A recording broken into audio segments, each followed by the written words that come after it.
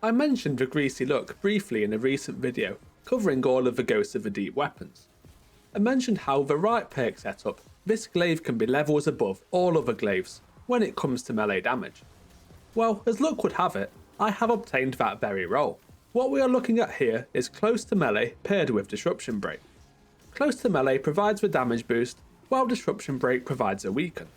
Since glaive melee is classed as kinetic damage, it meets the criteria listed, and this weaken comes to 50%, an amount which cannot be obtained through any other means. Here's how the damage stacking works. I've chosen Strand Titan for this as it provides the highest consistent melee damage boost while still being endgame viable. The basic melee deals 12,424 damage. From this, Banner of War is procced, which brings melee damage to 15,530.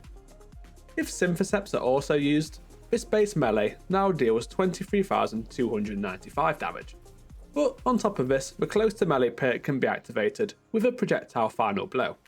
This increases the melee damage to 30,283. Close to melee can be refreshed indefinitely with further melee hits.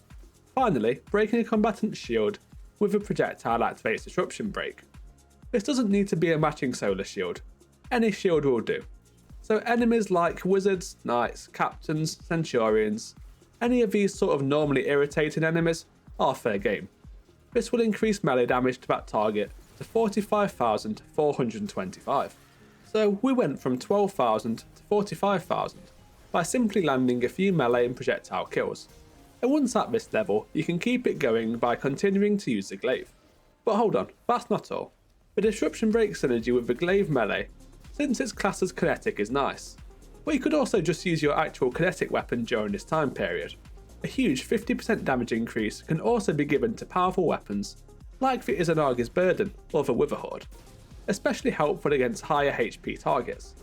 With all the buffs as they currently are, we're looking at a 365% increase to melee damage.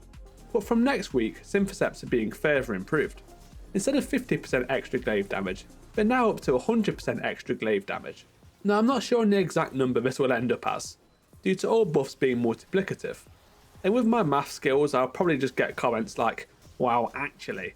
But I'm more than confident overall it will end up at a 400% or more melee damage increase. The origin trait can also come in clutch with Greasy Luck. A finisher or teammate revival auto refill the mag the very next time it's emptied. Reloading glaives can suck. This one is a bit snappier than most, but having an auto reload is still clutch. With extended mag options, you can fire up to 14 shots without ever reloading.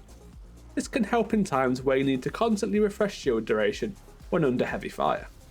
For the few of you out there who aren't Titan enjoyers, the Triton Vice is also getting this 100% glaive melee damage bonus, the same amount to what is provided by synthoceps. And the best way to obtain the Greasy Look is just farm the Ekvar encounter, which is quick and easy using the same Banner of War Titan build I previously mentioned. Thank you for watching.